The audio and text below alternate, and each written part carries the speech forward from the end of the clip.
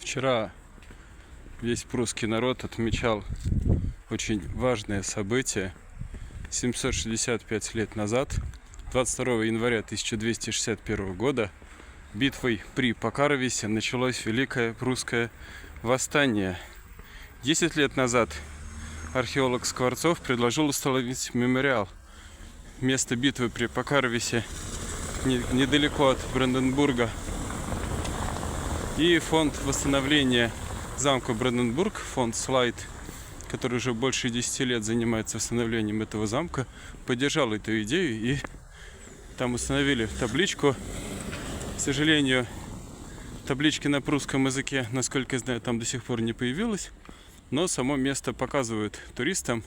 Проблема заключается в том, что есть место Покарбен, которое сейчас уже на карте не существует. И, скорее всего, восстание было... Само место битвы находилось чуть-чуть восточнее, на 2-3 километра, чем то место, которое показывают туристам, но это нюансы. Главное, что еще 10 лет назад, ровно 10 лет назад, планировалось установить мемориал на месте битвы при Покаровисе. Пока что там скорее скромная табличка. Разумеется, битва при Покаровисе связана с памятью Геркуса Монта или Эркса Манса, который был предводителем натангийцев. И, собственно, место битвы было выбрано не случайно, потому что рядом проходила граница между Натангией и Вармией.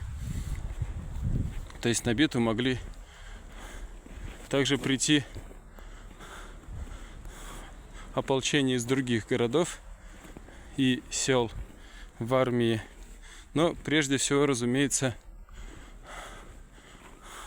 осаде подвергся замок Бранденбург, один из первых замков Тевтонского ордена в Пруссии.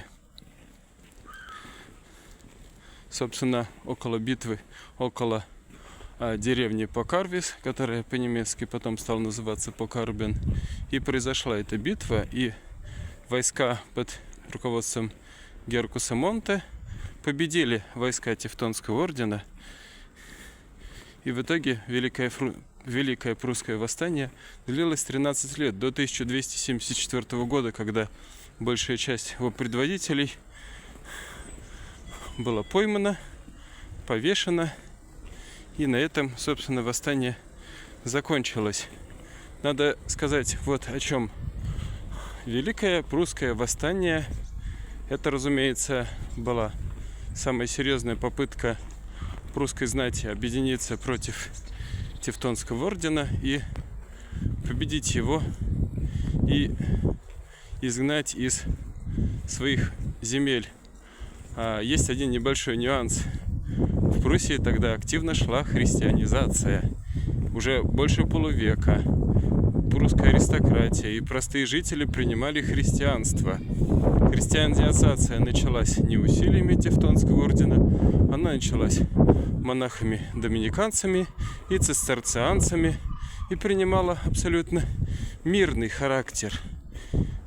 Это во-первых. Во-вторых, мы помним, что в 1248 году было заключено Христбургское соглашение между прусской знатью и Тевтонским орденом. Мирное соглашение на равных правах.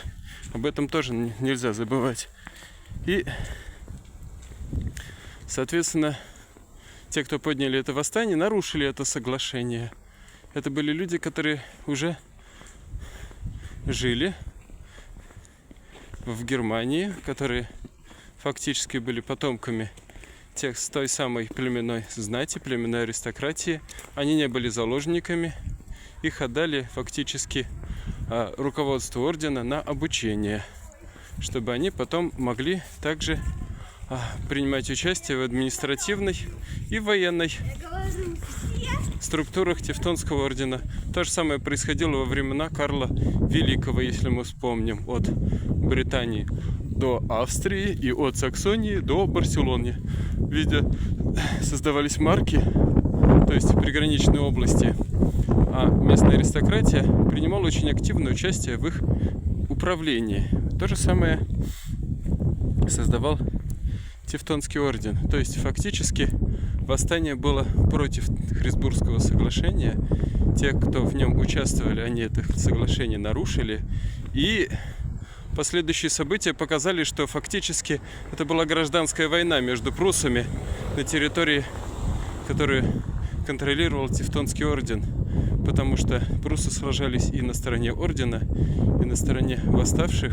Но силы были неравны, потому что большая часть аристократии, большая часть местного населения уже принесли присягу ордену и не собирались нарушать свою присягу. Поэтому, да, язычники оказались в меньшинстве. Восстание было очень кровавым. В восстании погибло примерно 200 тысяч человек, примерно половина населения тогдашней Пруссии. И очень долго страна не могла от этого оправиться, а ордену пришлось нанимать переселенцев из областей Германии. Так началась германизация